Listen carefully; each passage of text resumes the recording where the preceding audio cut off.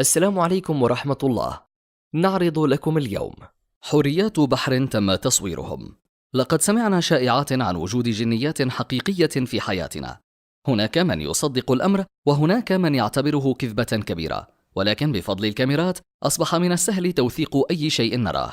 لذلك اليوم نعرض لكم 5 حوريات بحر تم تصويرها على الكاميرا. هذا الفيديو تم تصويره في إسبانيا عام 2013، حيث كان هناك مجموعة من السياح الألمان على قارب في ماجوركا، والذين لم يتخيلوا للحظة واحدة أن يروا عروس بحر حقيقية. البعض قال أن الفيديو مركب، ولكن هناك من يصدق أنه حقيقي تماما. من المعروف أن الثدييات تسافر في مجموعات. هذا الفيديو يصور مجموعة من هذه الكائنات تسافر عبر المحيط. لا يوجد الكثير من المعلومات حول الفيديو، كل ما نعرفه أنه تم رفعه ونشره بواسطة قنوات مختلفة لأسباب مختلفة. هناك معلومات أنها مجموعة من حوريات البحر، لكن البعض يرى أنها مجموعة من الدلافين. انظر بنفسك وأخبرنا برأيك.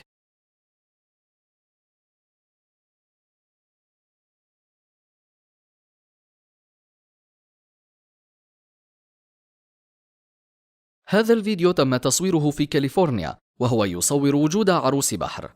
على الرغم من أن الصورة زائغة، إلا أننا يمكننا رؤية خيالها، ويعتقد أنها كانت تعبة وقررت أن ترتاح قليلا. وعندما قام المخلوق بالقفز داخل الماء، ظهر جليا أنها حورية بحر، ولكنها لا تمتلك أي شعر، أي ليست تشبه الحوريات التي نعرفها.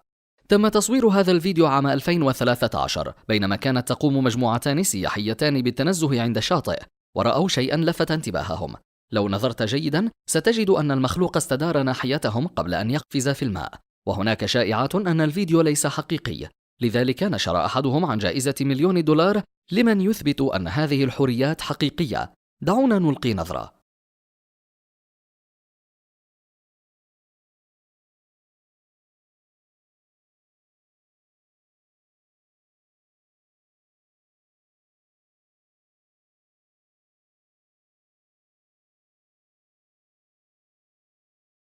كل فيديوهات الحوريات سجلت لهم وهم يستريحون على الشاطئ أو الصخور. قليلا ما تم رؤيتهم وهم يسبحون. هذا الفيديو صور حورية وهي تسبح بين الأمواج.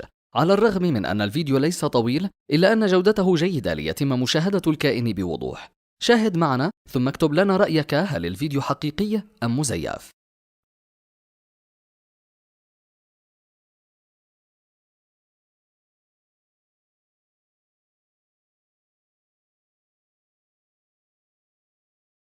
تريد أن ترى المزيد من الفيديوهات على قناتنا؟ نحن نساعدك على ذلك. اضغط على أيقونة الجرس، ستكون على يقين أن كل الأصدقاء هنا، ومن ثم ستحصل على إشعارات بالإصدارات الجديدة. للمزيد اشترك في قناتنا لمشاهدة كل ما هو جديد وممتع.